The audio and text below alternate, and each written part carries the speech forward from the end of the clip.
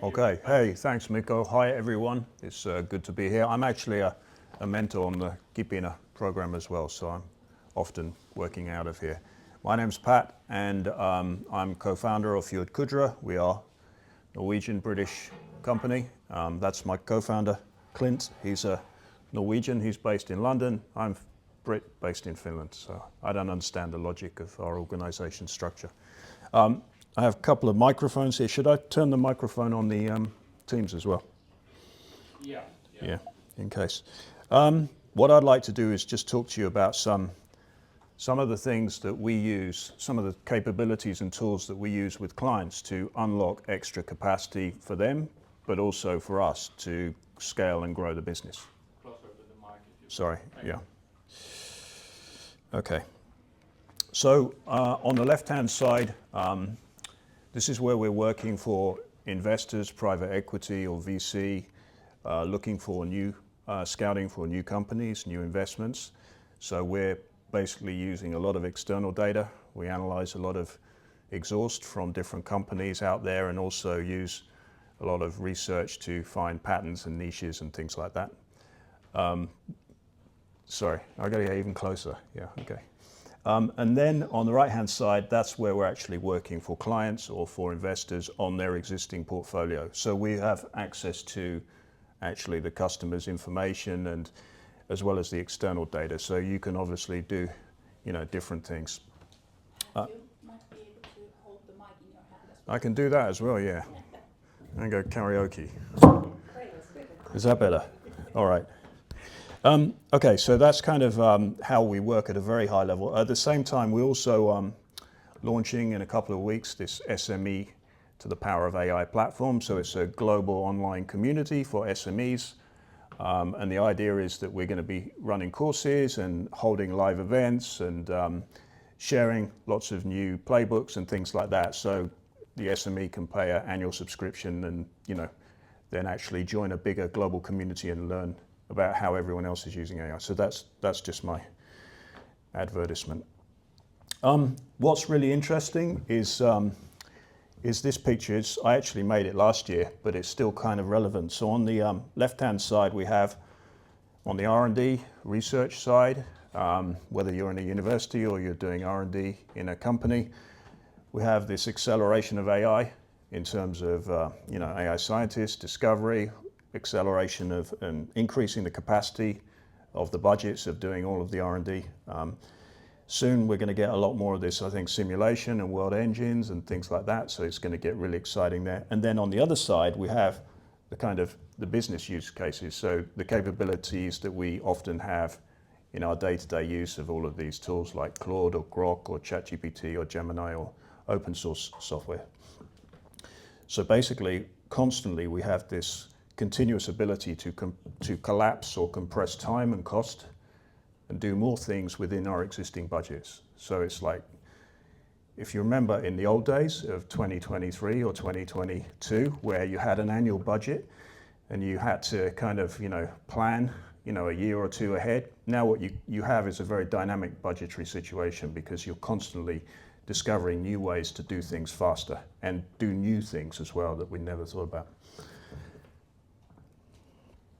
And the other thing is we have this thing around vectors in terms of direction and speed and impact of new capabilities and how they're impacting both research, R&D side, and also different industries and different functions and workflows within the industry. So how does it affect, how do these tools get absorbed by legal, by sales and marketing, by board activities, by finance, by sales, and I said sales, by distribution and manufacturing. So all of understanding the direction, the vectors, the speed, direction, and impact of all of these things is really something that we focus on. And of course, there are probably some power users of different AI tools in this room and online. But even so, we're all still only scratching the surface of the true capabilities under there because we're usually slicing it in terms of our own use case or industry or function or whatever. But even so, underneath there's still massive capabilities and they're improving all of the time. And I've been hearing noises. Some of you have been hearing the same noises maybe from Google, from OpenAI, from Anthropic about how in a year's time we'll have 10x the capabilities that we have now, which is kind of crazy. And it's like, well, how do you start imagining what I can do with that kind of capability?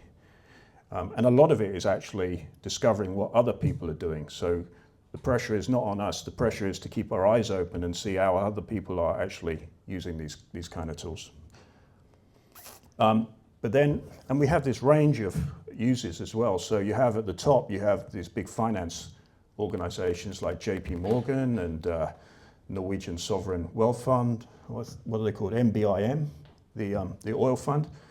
And they are making tens of billions of euros or dollars every year by exploiting all of these AI capabilities and giving it to all of their employees. And I saw a podcast and he was talking about, 200,000 hours of extra capacity or savings that they discovered and how that has accelerated all of their ability to yield even more profits from their various investments around the world. So, if they're, and obviously they have supercharged models, but they're basically using Claude, and we have access to all of these capabilities as well. Of course, different levels of capability, but for us as entrepreneurs or researchers or, people who are running SMEs or whatever, it's still an incredible kind of set of capabilities that we have access to. And then the question is like, how do we make sense of them? About a year and a half ago, I was running a team of 50 people in Espoo, in a company called Spinverse, and we were basically building partnerships for R&D funding between corporates and SMEs and research and startups in Europe. And my week would be start off with a sales meeting Monday morning, and then I would be into kind of negotiations with clients or legal or working with finance or operations and solving problems with suppliers and partnerships, all this kind of thing throughout the week. And the capabilities, if I was still doing that job now, the capabilities I would have would be incredible. And instead of having 50 people, I would have effectively 300 people. And when you start thinking about actually what you can do with all of these tools across your different workflows or functions and how those functions and workflows are actually going to change, things start getting really interesting. And it also changes the equation of funding and finance. So for example, if you had 50 people, if you have 50 people now, and you can increase the capacity of all of those people, doing 5 times more things, then all of us, maybe you don't need external funding, maybe you don't need to take on extra debt from private equity or whatever. So all of a sudden you start having some very, very interesting scenario planning discussions about creating new businesses within your existing business. And I'll make these slides available as well. I'll send them to Mikko so he can distribute them as well. So the other thing is like our assumptions about what we can do within our business, within our organization, they're constantly changing. If you go back a year, if you go back 2 years, or before November of 2022 when ChatGPT came out, the way we were kind of doing things and thinking about things was quite different. Well, I started playing with GPT-3 in the summer of 2020. We got on the beta version of that.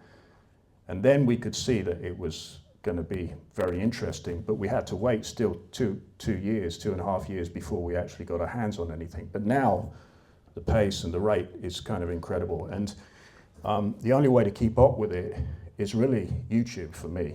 So I'm just, every morning I spend half an hour just going through the various channels, the AI channels, where there are, young people, a lot younger than me, who are actually sharing ideas within 5 hours of a new release of how to do something. And they're so good at creating these videos that you can immediately pick that up and then go and apply it in your own business during the same day. So that's kind of how I stay on top of these things. But what we can do is not just do things faster and better. We can also use that extra time, that extra capacity to drive new discoveries as well, whether it's research or whether it's some new business model. or exploring a new partnership with someone else. So this is kind of incredible. And yeah, of course, we're on this exponential curve. The question is, can we convert this extra capacity into extra revenue or extra profit, or if we're in a public organization, better public services, for example, or improved, teaching or research or whatever. So that's the trick, and that's the trick for leaders, is converting all of this new capacity into something valuable to the organization and the customers who pay for it. I want to actually get a bit hands-on and give... Does anyone have any questions or points about that? Yes, sir. You asked me to ask tricky questions. No, I said ask me a shitty question. But there's a business opportunity to do something much more. But Yeah. it's also opposite side. It takes away a lot of our businesses. Yeah. It would be a disaster to most of the businesses, but some of those can rise. Yes, and that's a fair point, and especially on the digital services side, which is kind of ironic because we've been going through this whole digitization thing, but now it's a lot easier for people to spin up new ideas on that, and that's going to accelerate even more. But the other advantage that you have is that you can actually use these AI tools to ask them advice about, hey, what could I do now? I have this existing business, we are here, we have these customers, this is my website, these are my customer websites, put all of those into ChatGPT or Claude or Gemini or Grok, and then just start having a conversation with it. And I guarantee it will find new, interesting, it won't give you the answer, but it will stimulate your brain. And then you can get the team together and you can start maybe testing ideas and actually use that as a way to kind of gradually scale from your current business, where you've probably got customer contracts in place, and gradually start developing that new service with AI capabilities, which are very cheap, and then gradually start finding new customers in a new space, so you don't cannibalize your existing business. So use the AI. The AI is going to disrupt you, but use it to find something else. Yeah. Yeah, Mari. So I was excited to hear that you have this morning routine that every day you go through the latest AI news and trends. Yes. Do you have any influencer or anybody or channel that you follow? Yeah, I have a bunch of channels, and I will share those with Mikko, and he will distribute them after. Excellent. But I'll also show you a demo in a minute of what I do there. Thanks. Good question. There's about 20 actually, but I'll show you how I stay on top of that as well. Okay. Can I add something? Yes, please. For your question. I think it's smart to be proactive with that. In my field, sorry, a very little thingy. I'm a business coach and an entrepreneur, and I coach organizations and use these kind of therapeutic tools. Discussion is my work method. And on my field, I think people were quite proactive when the AI started coming on a high level, and we got a little scared about this is going to take our jobs and our clients. And me and my competitors, we were proactive, and we were thinking that how are we better than AI? I mean, AI is going to come and take something away from us, and it's going to do something better than us. But what is it in us, in humans, in human coaches, that we actually do better, and we have to build on that and use AI with us and cooperate with it. But it's this necessary disruption, creative disruption that we need to renew business and proactivity. Yeah, proactivity, that's the key word, I think. Sorry, I couldn't Let's, know how to use it. did you want to say something? Someone else? No. Okay, let's jump into some examples now. So is there anyone here in media or marketing? Yes, sir. Oh yeah, definitely you, yeah.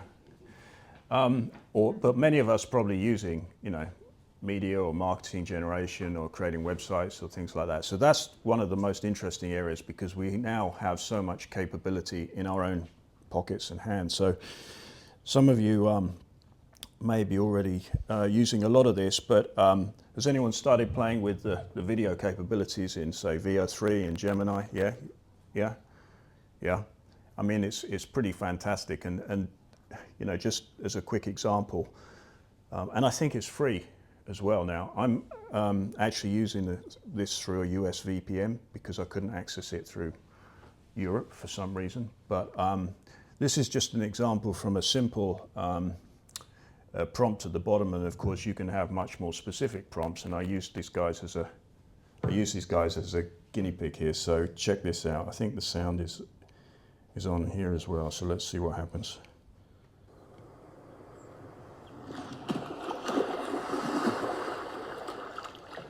And I apologize I didn't get the logo right, but the detail is incredible if you think about it. And so, you know, a year ago maybe, that would have probably cost you 20,000 euros to actually construct. So, and of course you can only get, like at the moment, maybe 8 or 10 seconds, depending on, you know, where you go, but you can already start storyboarding and cutting them together in Canva and doing all kinds of interesting things. And of course it will get longer as the capability improves. So in terms of how we can visually tell stories about what we do, it's like incredible. And this is included also, I think it's in the Gemini 20 euro a month plan, but it might be free soon as well, because I know the image generation one is. So that's, you know, a massive capacity increase capability in terms of what we want to do. Here's another one. Oops. Here's another one. So I got Jack Russells. I'm a Jack Russell guy, and what I did was I uploaded a picture of my kayak, and then I just asked it to, you know, put a Jack Russell in, and so this is what happened.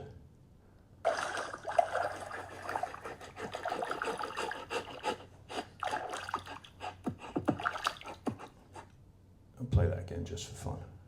So it's incredible what it actually does to the physics. It understands the physics of the kayak and the water and all this kind of stuff. So, and of course I could have put a picture of my own Jack Russell in and all this kind of stuff. But again, you know, these are just fantastic capabilities in our pocket, and you imagine what that does to the budgets of your business in terms of you know, scaling your messaging as well. Of course, it is a challenge for anyone in the marketing industry. Are you running a marketing business, or?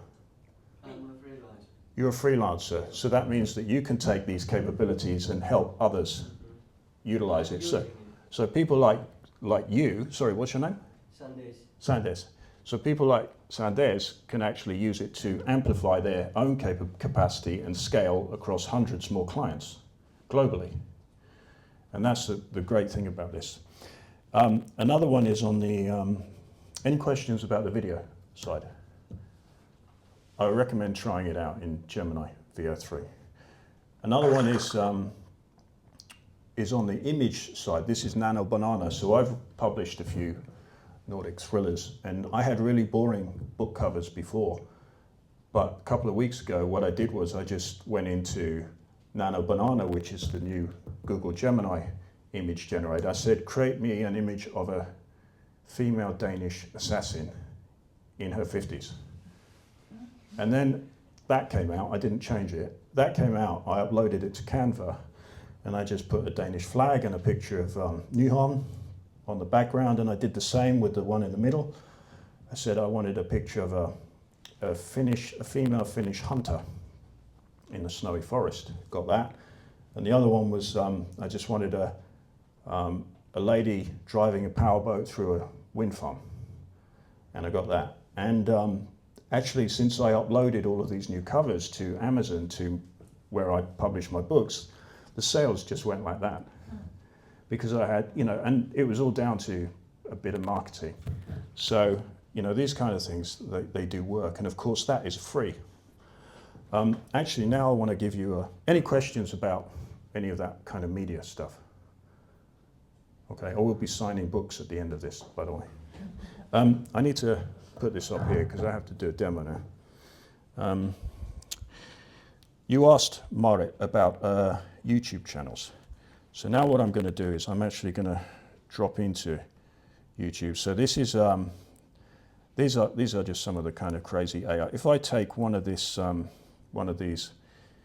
videos and say, if I say copy this video, I don't want to watch all of these videos. I want to find out a lot of the time just what the key content is. So what I'll do is copy the URL often, and then I'll just go into Google Notebook LM. Who uses Notebook LM here? Yeah. I really recommend you use this. It's free and it's the most incredible tool. So if I create a new notebook, and then what it does is it allows me to put all of these different sources in. I have it connected to my Google Drive, but you can put in YouTube videos and websites and things. So if I put in that video URL, watch what happens. I'll move this. So now what it's done is analyzed the video. Now what I could do is I could maybe create a mind map, and I could, I'll show you the mind map first. Okay, so now all of a sudden we've got a mind map which is analyzing the content of that YouTube video. So I can open it up and see what kind of things they're talking about, which is immediately very visual and very powerful. And if I was to click on, any one of these, it would take me back to the precise point in the transcript, in the source that it's talking about. So all of a sudden, you've got this vast library of data and insights in YouTube that you can now tap into. And of course, you can copy this and you could put it into ChatGPT, or you could do something else that's very interesting. And I'll show you, for example, if I go to the studio here, it also allows me to create videos. So I could actually create a video of that video. So for example, let's say, just give me a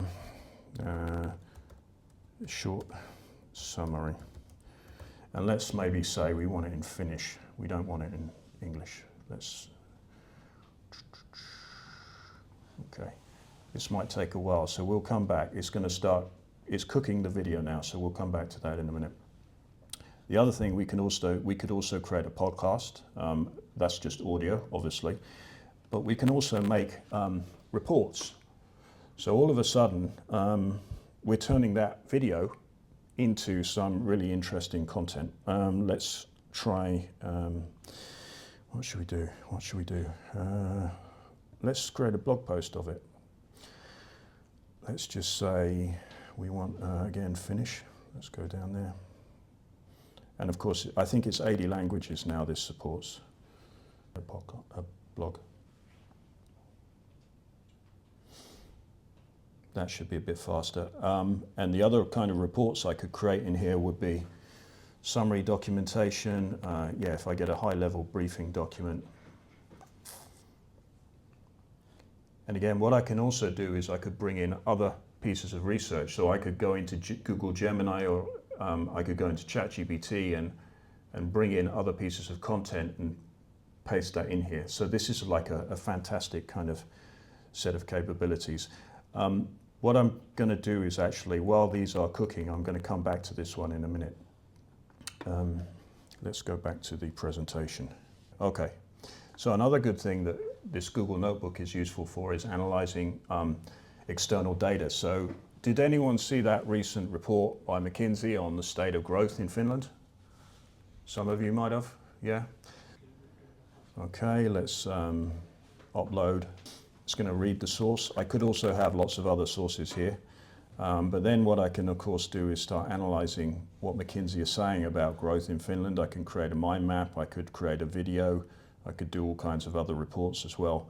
But then what I can do is start exporting this analysis. So let's just have a look at the mind map first. So this is the analysis of the McKinsey report. So it's broken it down into some high-level economic blah, blah, blah. But then what it's also doing is talking about some of the challenges. The big corporations, they're not investing enough in R&D, or they're spending all their profits on share buybacks and things like that. But again, what you can immediately start doing is drilling down. And this saves you time, and it saves you, cost of analysis, and you can start making decisions a lot faster. So I would say that Google Notebook LM is probably one of the most powerful tools that's actually ever been invented.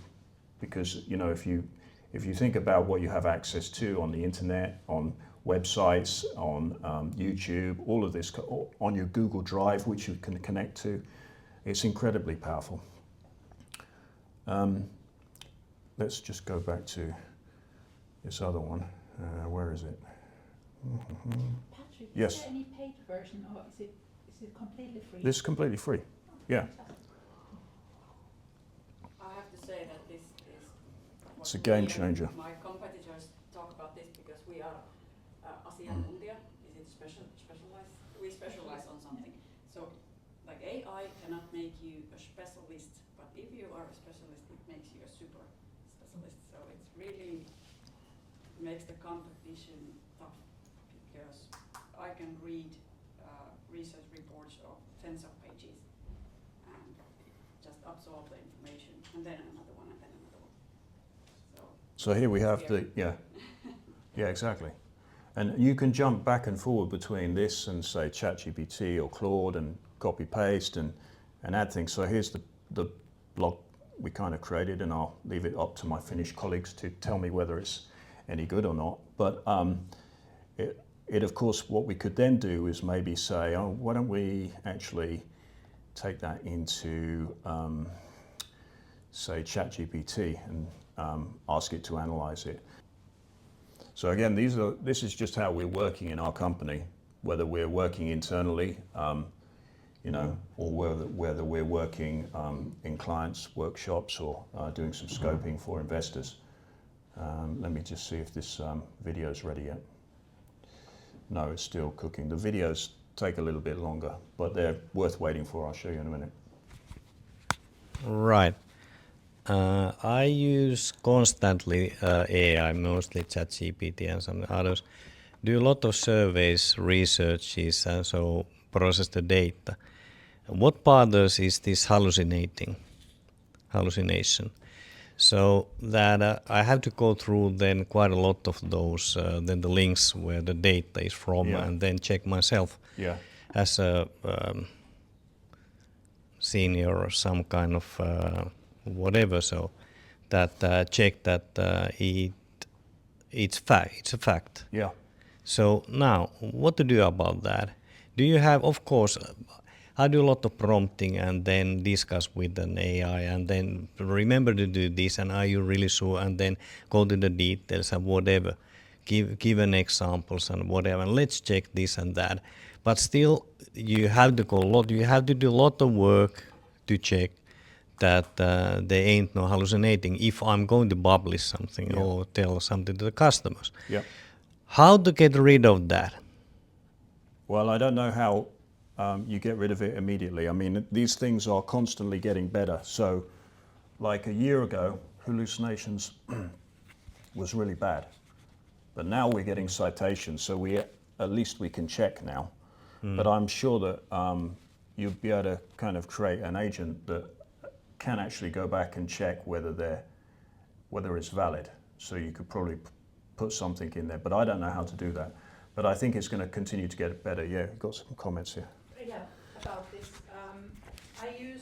For my text, I use Perplexity. I use Perplexity for my text. So I don't know, Patrick, if you have noticed that some programs or AIs, they use or they have less hallucination because of the sources they provide. Yeah. So I use different tools for different tasks. And for academic writing, there are their own programs, and then this Perplexity I can recommend. Yeah. Yeah, so I think it's going to continue to get better, but it's a challenge. I just want to show you one more thing on this, actually, this Notebook LM. Any more questions about this? Because regardless of the job that you're doing, whether you're in different functions or you're doing research, whatever, this is a really powerful, like, time saver, and, you know, it creates a lot more capacity in your organization, and then you can go back and forward, of course. I'm just waiting for this report to finish because I wanted to show you something interesting. Does anyone here use Gamma? Use Gamma? Yeah, Gamma is like this auto-generating AI PowerPoint killer. So I'll just quickly show you some example here. So if I took, for example, this report, which is a summary of the McKinsey analysis. Let's just grab that text, and then if I go into say Gamma, we use this a lot with clients, and if I just paste in that text and then ask it to create a presentation based on that text and summarize it, watch what happens. It's a very, very powerful kind of tool. And then what you can do is you can go in afterwards and you can start editing it. You can export it to PowerPoint or get it into Google Slides or whatever. But it's incredibly fast, obviously, and it saves a lot of hassle and spending days trying to get the fonts right and all these kind of things. So we use this combined with Notebook, combined with Grok and Claude and all of these different kinds of things to just accelerate what we're doing. So I really recommend, and you can get a free Gamma account. So I think you can create five of these a month. I pay for the, I think it's about 15 or 20 euro a month for this because we use it so much. But you can also have lots of different templates. So anyway, that's very interesting. Let me just go back and see if the video is being created yet. It's still generating a video. Okay, I'm going to go back to the presentation because we're actually running out of time. Let's go on to the next one. Has anyone used Opal? Opal's this new app creator. I've only actually started playing with this, so I don't know if this is going to work today, but I'm going to take a risk. If I go to Opal, which is from Google, and the only way to get access to this actually is through a US VPN at the moment because it's not available in the EU.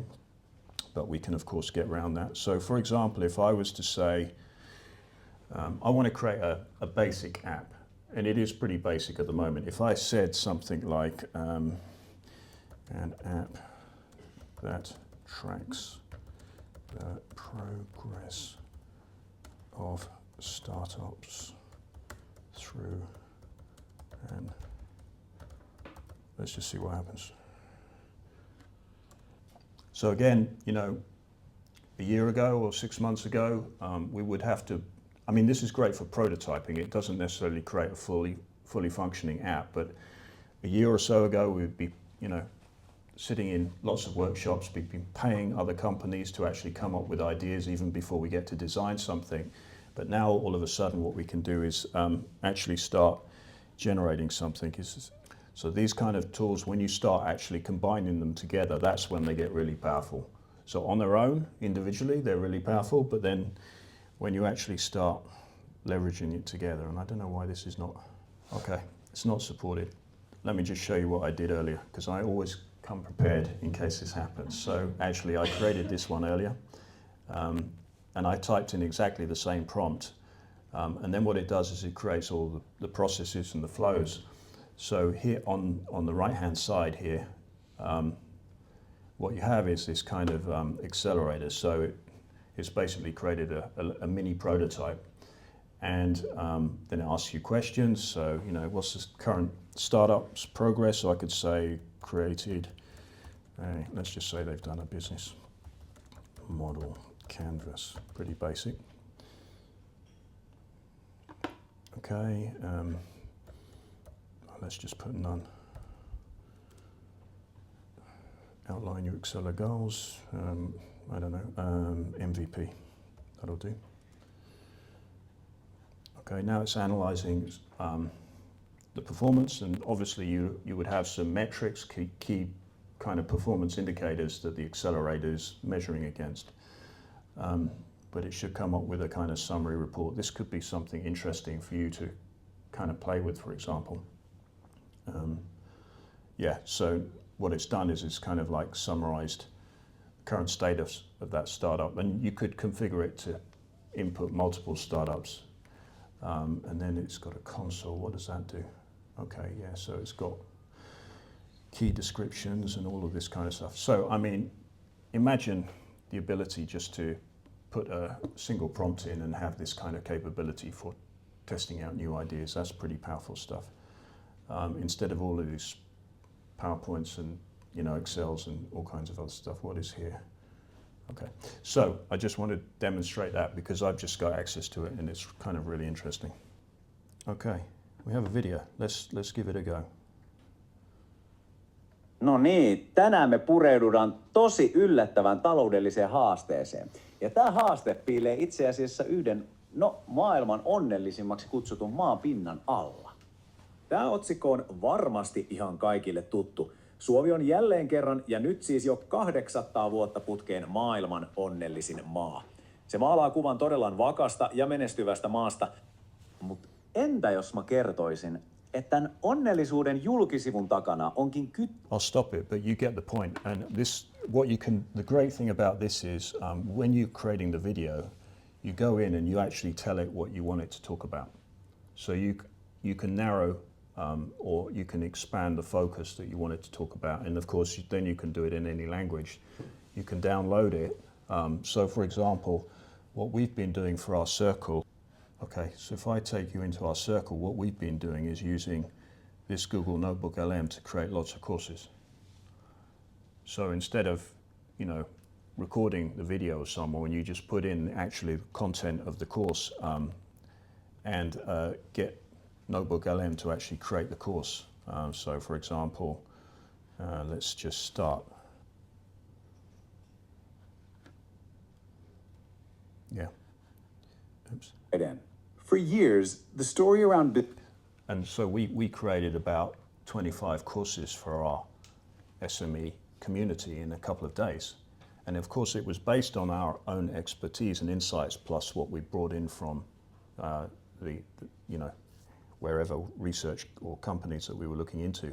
But again, this is an incredible amplifier. It's also, if anyone's in the training business, it's either an opportunity or a huge risk for you. Yeah. But it's incredibly powerful what you can do. So again, everything came out of this Google Notebook LM. You just put in the sources that you want, YouTube videos, documents, research papers, PDFs, whatever, websites. And then... How long was the video that it generated? It was about 6 minutes. 6 minutes. Did you give any time frame for it or was it automatically? No, I could have said make it like 2 minutes or something, but then what I do is I take it into Canva and then cut it. Or, put some other fancy things over it as well. Yeah, good idea. Yeah. Actually, that was the last of the kind of hands-on demo. So, it's incredible what you can do. Yes? What was the input when you created The input, courses? yeah, the input was basically, let me go try and find that. Hang on. First, for some of them, it's been a combination of YouTube video and also a blog post that I made. So one thing I found is that I've made like a lot of blogs on LinkedIn and you just forget about them.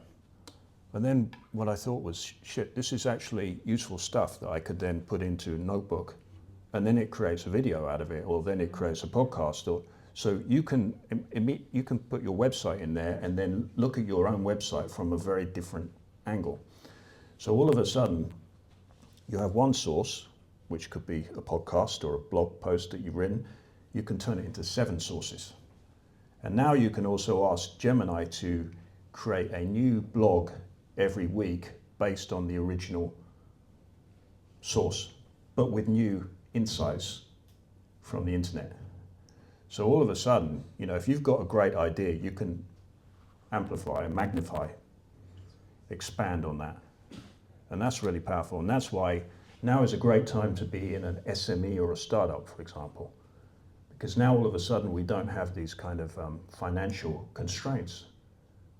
If you're in a corporate, you've still got all of this friction and politics and all that kind of stuff to worry about. But if you're in an SME, 10 people or 200 people, or if you're in a startup, or if you're running an accelerator, entrepreneur, it's a fantastic time. And in a year's time, we have 10 times the capabilities of this with simulation and world engines and everything. So, yeah.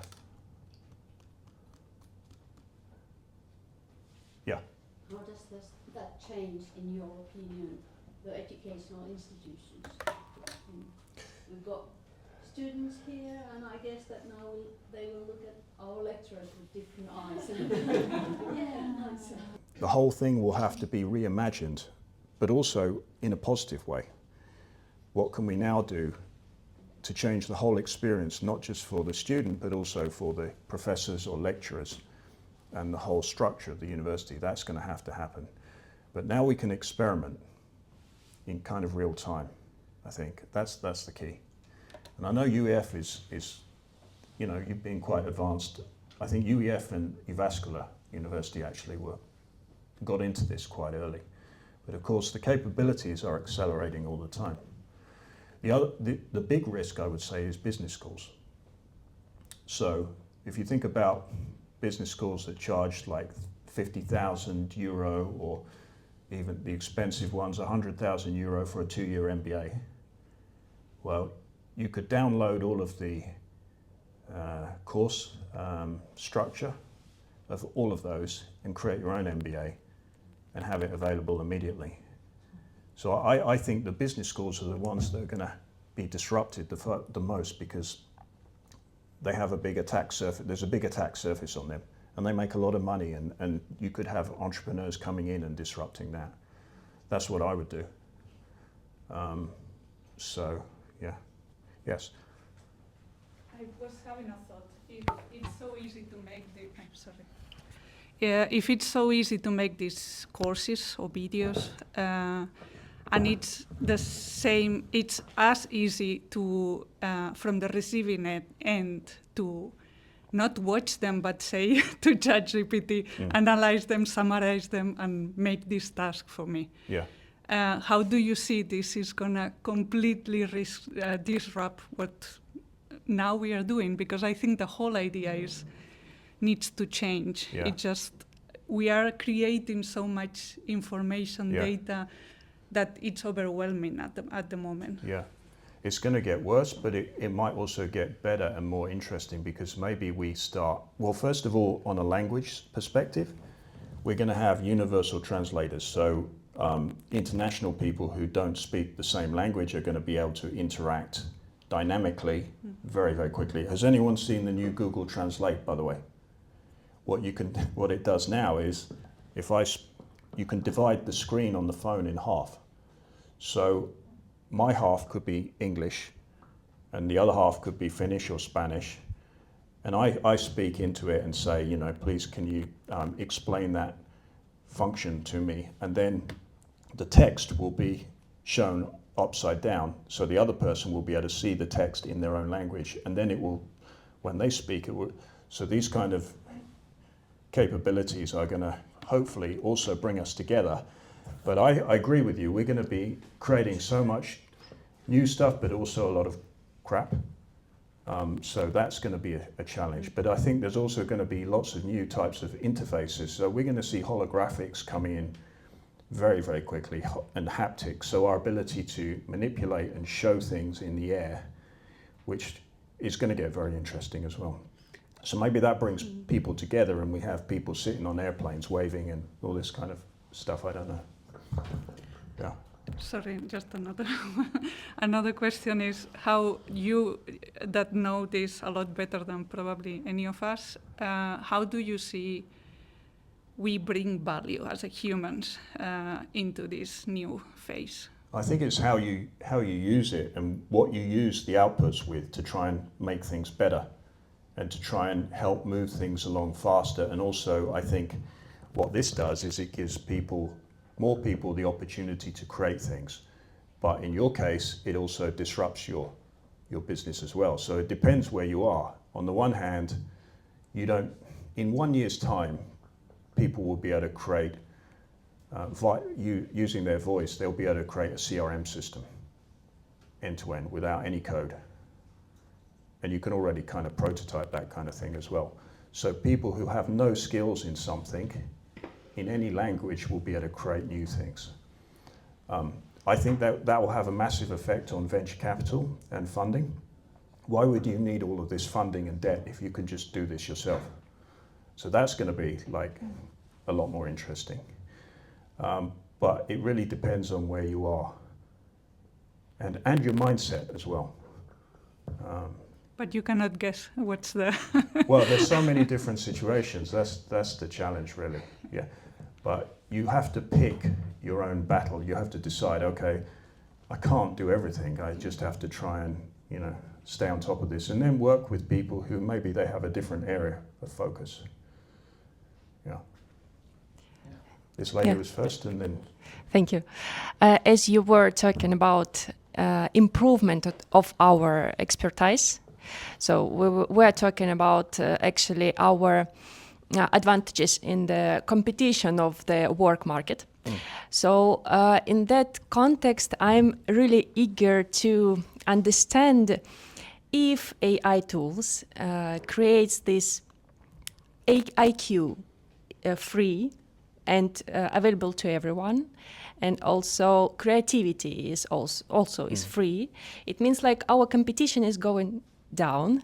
So in that case, what do you think, which kind of skills or advantages should we be focused on to be step ahead of this? Because it means like everyone who even has no the same expertise as we do can really be more efficient than we are in this market. So I mean, like, do you maybe guess what kind of advantages can we really be focused on? Because now it means like all our IQ and creativity that our work market is based on is going like zero value.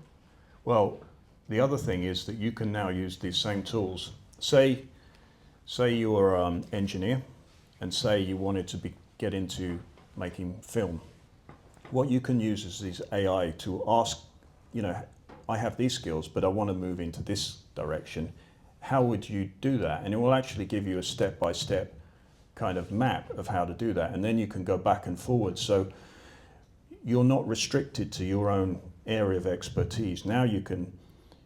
I'm not an AI guy. My brain is more around profit and loss and organization structures. But this stuff is so easy to manipulate that you can quickly run experiments on completely new areas.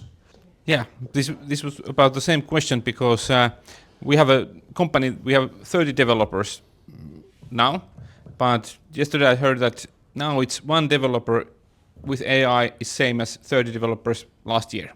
This is the speed. And I'm sure that your coach next year, AI will be better coach than you.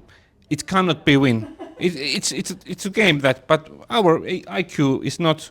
We are not able to win this game in the end as a human. But this position in what is the next, what we are going to do as a profession, will be the key question. Yeah. Sorry. I have like similar type of question. Yeah. Sorry to interrupt. Continue. I just something just it's like a thought. Like AI is doing everything better than human. Like whatever I'm thinking today, if I search in ChatGPT that what do you think about this topic, any topic, he come up with something very unique, and I get like surprised.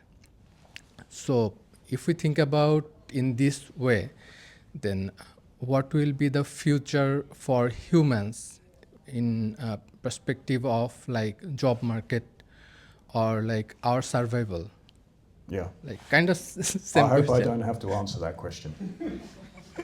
That's a challenge that we're all going to face, Yeah. So, like we use different kinds of AI for different purposes, ChatGPT, DeepSeek, Gemini, etc., etc. So, at this moment, like we counsel and make some idea what AI do. AI can store our datas and make some reports and any kind of thing. So, in the other side of the world, a person can ask also the same idea, and AI can give the same tools for them. So it will be the risk for both parties, business and this kind of. Yeah. And what about this cyber security?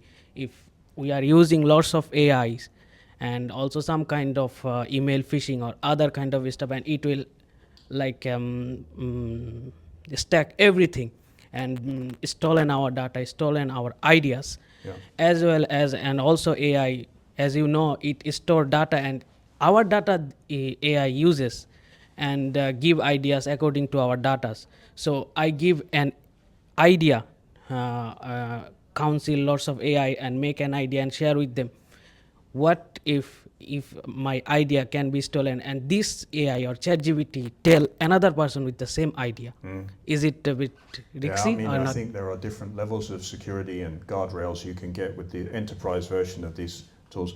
But one thing that all of these tools do is they change the geography of how we do work. So, for example, now it brings down the barrier for coding and development. So, before in previous years, you might have outsourced software development and operations to another country, but now all of a sudden you don't necessarily need to do that. Or you can decide to use developers in Chile or in India or in Tallinn or in Pori, it doesn't matter because of these capabilities. Or you can just have all of your development in Kuopio because of the cost is just working in our favor.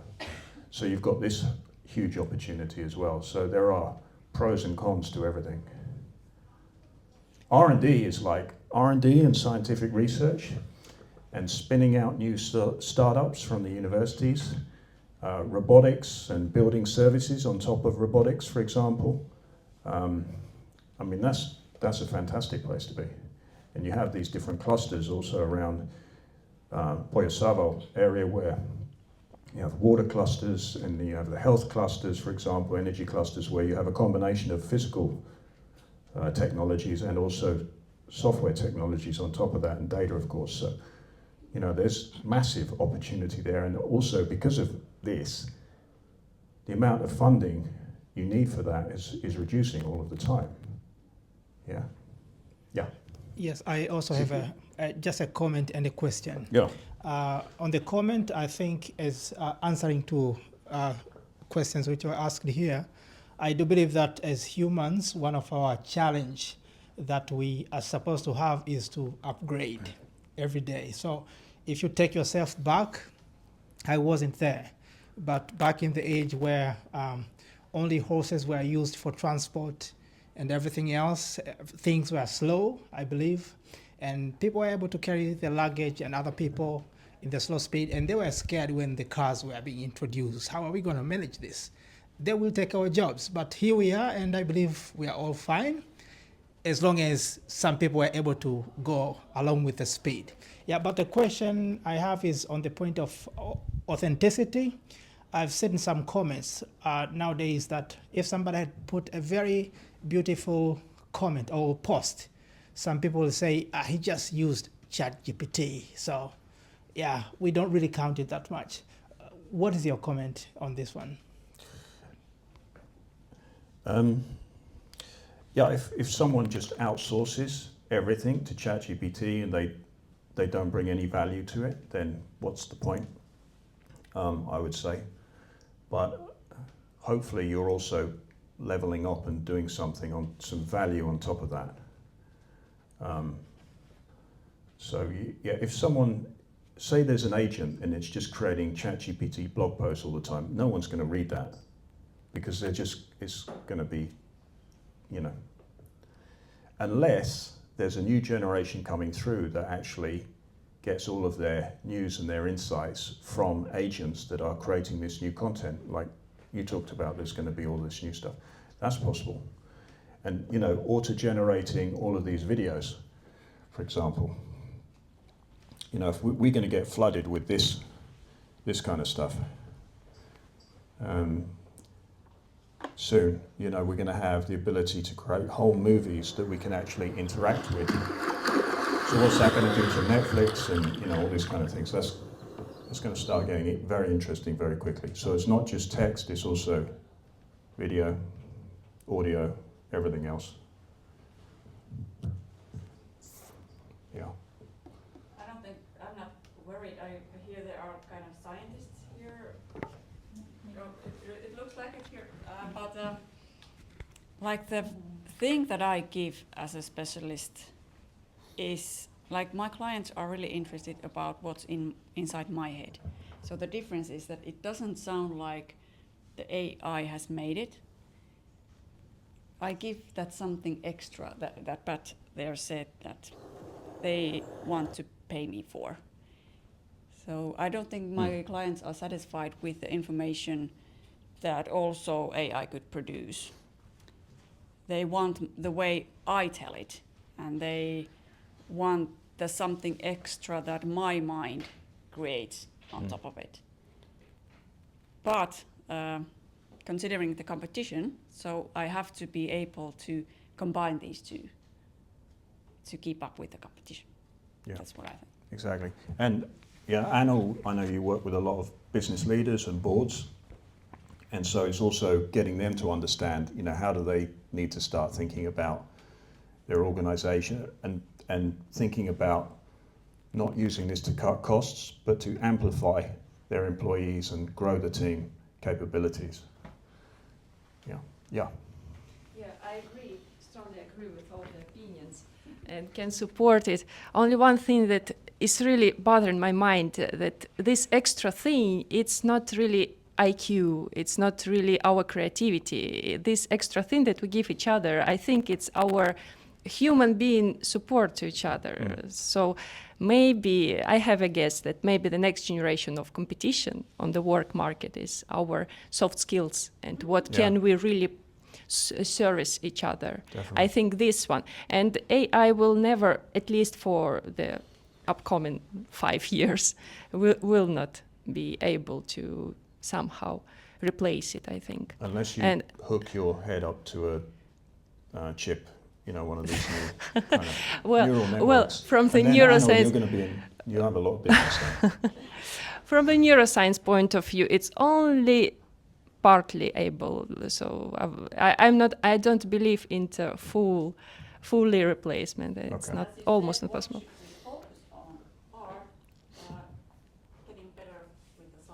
Soft skills, EQ, not IQ. EQ, because IQ and creativity is not almost zero value in our generation already. So, like let's say, not really smart people are able to be creative now, and very efficient in giving information and tools.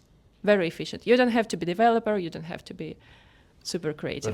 But it was our generation. We put it so much effort into it, you know, to bring the value in the society. And now we're on a level that we don't know how to continue to be on the same competition level with young people. I will say one thing. I'm on a different generation to you, obviously. Of course, but there are also people who before they had a lot of creativity in their head, but they could not get it out. But now they can get it out.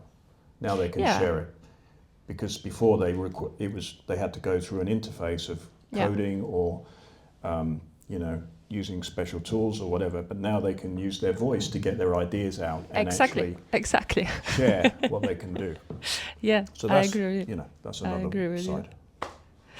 Maybe only. I think we're running out of time actually, and coffee's probably getting cold. So I want to thank you very much for a chat, and I'll be around.